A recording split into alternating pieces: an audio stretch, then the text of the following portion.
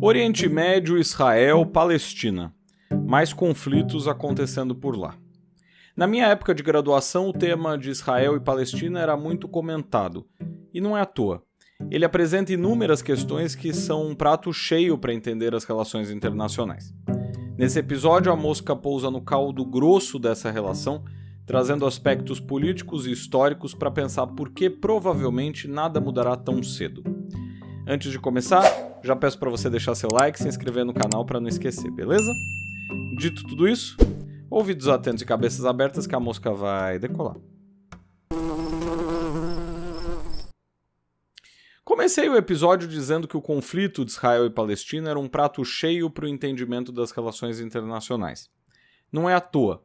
Afinal, o conflito traz questões geopolíticas importantes como a criação de um Estado, o relacionamento entre territórios, o que configura um Estado e os processos de paz e guerra.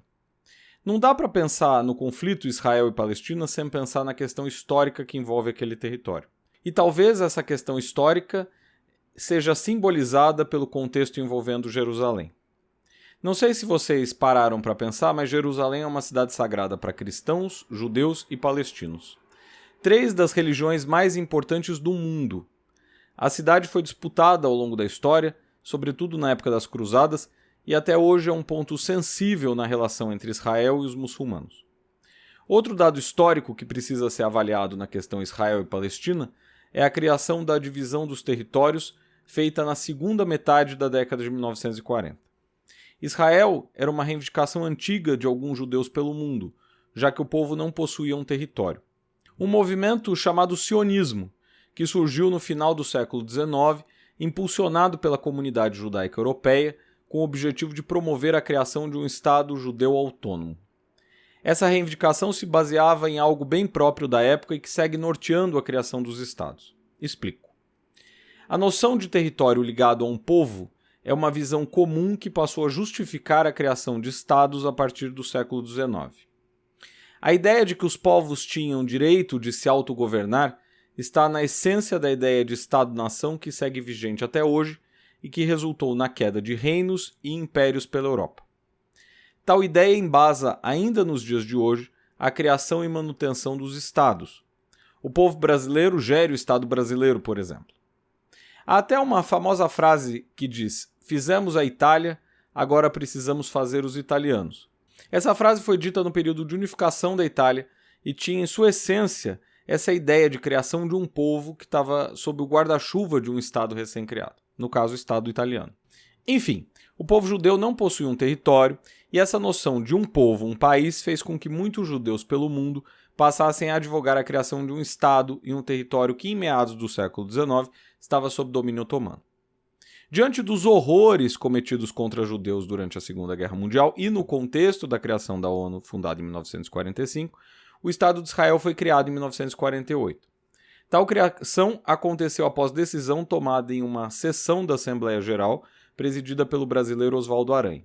A chamada Resolução 181 da ONU recomendou a divisão da Palestina em um Estado judeu e um Estado árabe.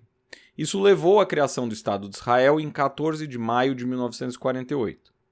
Menos de 24 horas depois, os exércitos de Egito, Jordânia, Síria, Líbano e Iraque invadiram o país, forçando Israel a defender sua soberania. Foi o primeiro conflito envolvendo o país. Viriam outros. Na Guerra dos 6 Dias, em 1967, Israel derrotou Egito, Jordânia e Síria, expandindo seu território para incluir a faixa de Gaza, a Cisjordânia, Jerusalém Oriental e as colinas de Golã.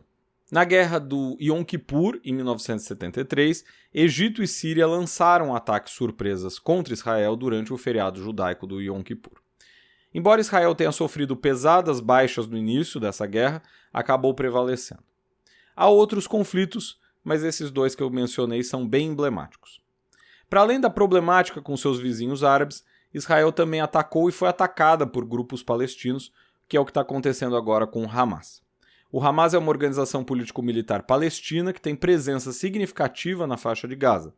Seu nome Hamas é a abreviação em árabe de Movimento de Resistência Islâmica. Foi fundado em 1987 durante a primeira intifada, um levante popular palestino contra a ocupação israelense. E apesar de ser considerado como um grupo terrorista por países como Estados Unidos e Japão, o Hamas já participou de eleições na Palestina, chegando inclusive a ocupar cadeiras no parlamento e vencer pleitos.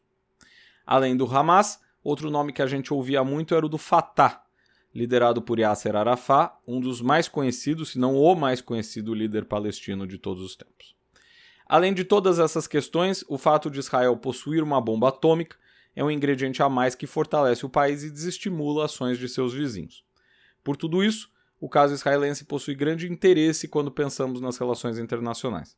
Sua criação se baseia no princípio que norteou a criação de muitos estados, o que inclui a aceitação da comunidade internacional, algo que nem sempre acontece com países que buscam a independência. Uma vez criado, a relação com vizinhos foi sempre complicada. A bomba atômica deu ao país uma garantia maior contra seus inimigos, ao mesmo tempo que aliados poderosos, sobretudo Estados Unidos, ajudam e ajudaram o país desde sua criação. A paz, no entanto, parece ser uma opção meio fora desse tabuleiro. Os que pensaram a criação do país na ONU talvez sonhassem demais. Certo? Por hoje é tudo. Se você curtiu esse voo da mosca, não esqueça de deixar seu like, comentário, ativar o sininho e se inscrever no canal. A gente se vê no próximo vídeo.